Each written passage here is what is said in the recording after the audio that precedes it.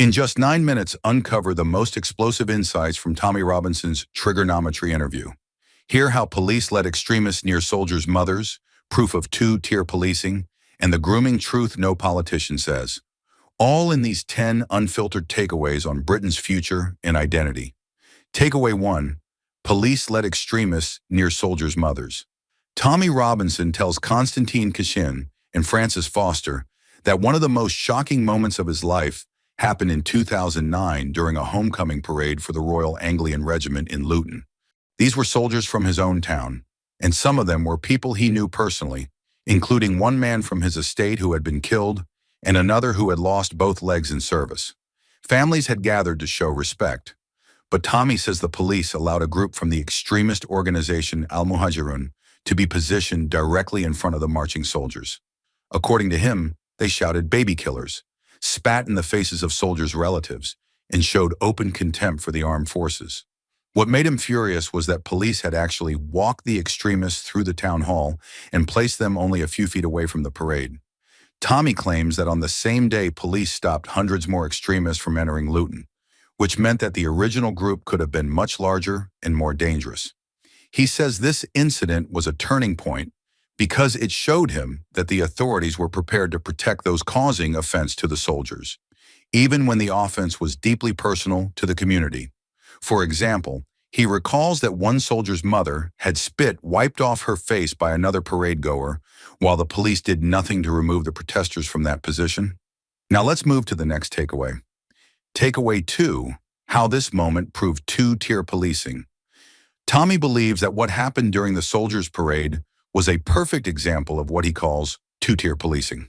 He explains that if an ordinary person had tried to protest outside a mosque on a Friday, the police would immediately stop them for fear of causing offense or sparking trouble.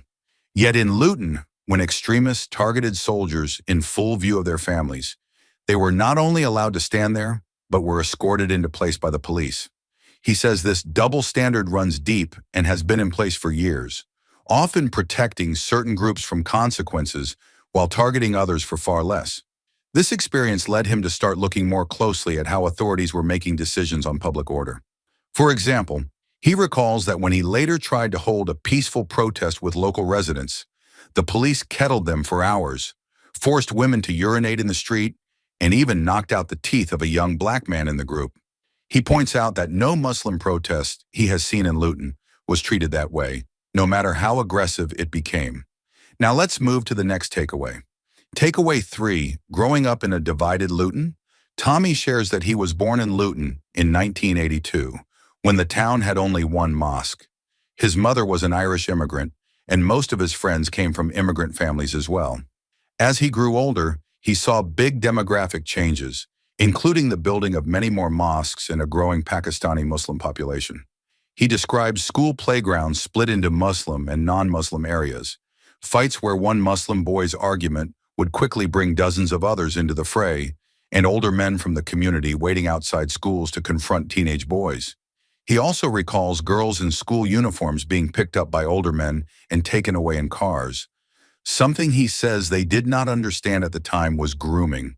For example, he says his own cousin was raped by multiple men when she was just 14 and later dismissed by police as a drug addict after being hooked on heroin by the same gang. Now let's move to the next takeaway.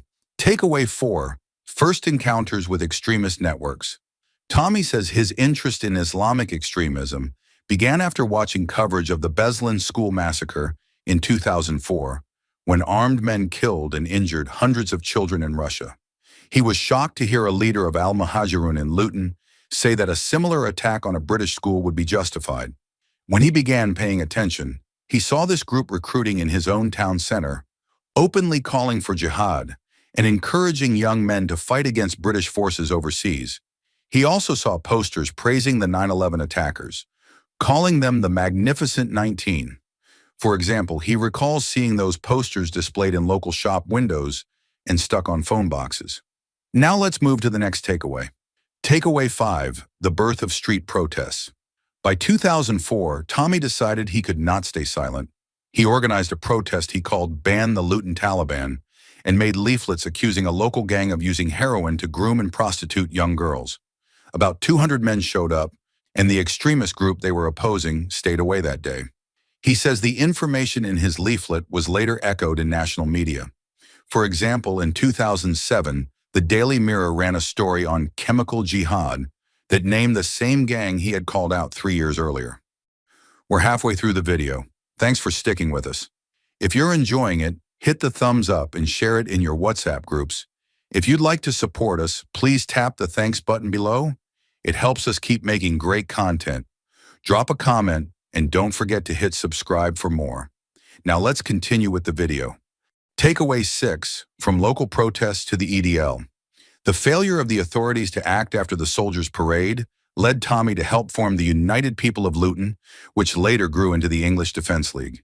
Their first EDL protest in Birmingham was meant to highlight the public conversion of an 11-year-old boy to Islam, which Tommy saw as grooming. The group of about 50 EDL members was attacked by a much larger crowd, and the violent scenes were widely shared on football forums. For example, one of their banners read, "Nigerian Christians, we stand with you," in response to bombings of churches in Nigeria on Christmas Day, something he says was ignored by British media. Now let's move to the next takeaway. Takeaway 7, Confrontations with the far right. Tommy addresses accusations of being far right by talking about his rejection of groups like the National Front and BNP. He says he joined the BNP online in 2004 because they were the only group talking about grooming gangs, but he left within a year after learning they banned non-white members. He describes chasing National Front members out of Luton when they tried to join his protest. For example, he says the first United People of Luton banners included the words "NF go to hell" to make it clear that those groups were not welcome. Now let's move to the next takeaway. Takeaway 8, Mistakes and the Cost of Violence. Tommy admits that the EDL was hard to control and sometimes attracted people who wanted confrontation rather than constructive action. He says he eventually stepped down because he believed that constant city marches could be used by extremists to recruit more followers by painting themselves as victims. For example, he recalls trying to calm down trouble at a Blackburn protest after meeting a family whose 12-year-old daughter had been missing for days, only to see her 16-year-old brother at the front line fighting police the next day. Now let's move to the next takeaway. Takeaway 9, Current Outlook on Britain's Future. Tommy believes Britain is on the brink of losing free speech and fair law enforcement. He says that terms like two-tier policing are now widely used, but he had been warning about this for years. He warns that more people are being silenced when trying to talk about issues connected to Islam or immigration. For example, he says that years ago, people would whisper the word Islam in conversation, but now thousands are openly chanting, "We are infidels" at protests. Now let's move to the last takeaway. Takeaway 10, a message to those who disagree. Tommy finishes by saying that some of his closest friends growing up were Muslim and that his criticism is aimed at specific problems, not all individuals. He believes ignoring these problems will only lead to more violence and division. He challenges viewers to think about what they would do if the same events happened in their own towns.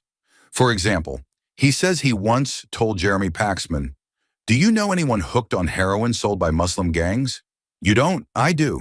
Do you know any girls raped or pimped? You don't? I do." And that personal experiences like these are what keep him speaking out. Thank you for watching. If you'd like to support this channel, hit the thanks button below. It really helps us keep going.